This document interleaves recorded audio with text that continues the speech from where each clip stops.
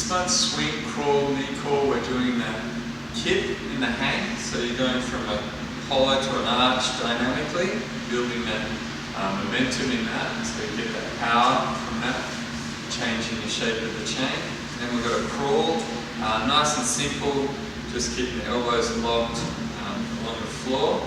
And then we're doing a standing sissy, just like that with the heels lift and then a standing bend. So you want to set the rings up, ideally where your contraction right out, not quite touch. If you need to bend the knees, that's cool, depending on what your setup is. You're getting that nice hollow shape there with the butt tucked under, and the arch. You can just work it slowly, try and get that control. Once you feel that you've got nice control through there, you can make it more dynamic. Depending on how long the rings are, like how low they are compared to the anchor point, will change the kip, will change the swing. This one's quite short, so it's more like doing it on the bar. You're just trying to generate that force and feel that oscillation between the anterior and the posterior chain changing shape.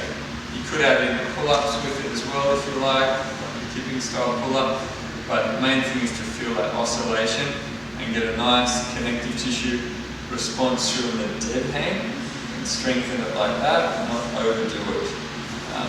If you're finding it's a little bit heavy on the grip or the shoulder joint, you can do it with the toes on the ground as well, or just do it super slow to build up that tissue tolerance.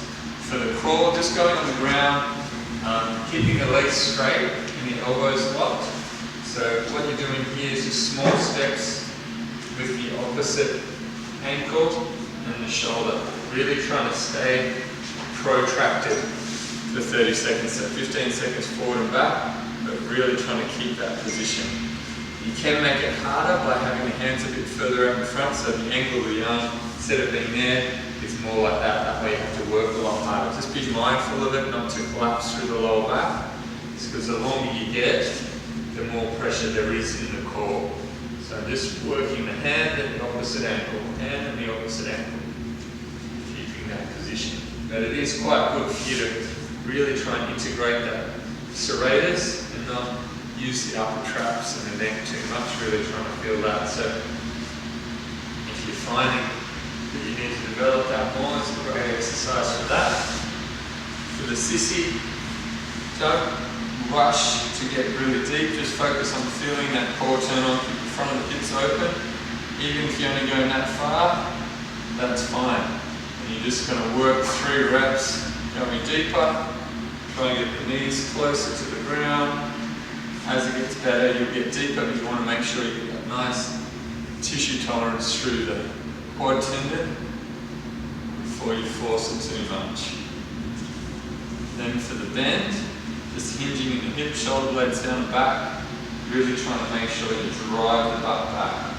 Knees locked out, reach forward, lengthen the spine, and back up. As you get better, you'll get deeper. So 3 reps, so 30 seconds each, 3 rounds, 6 minutes. Just film it from an angle that I can see what the challenge is. Don't film it straight on if you're trying to question what's going on from the side. So make sure the video kind of shows me what you're after. Sometimes you just have it set up and just use it without thinking. So just make sure that you submit something that makes it a lot easier for that coaching.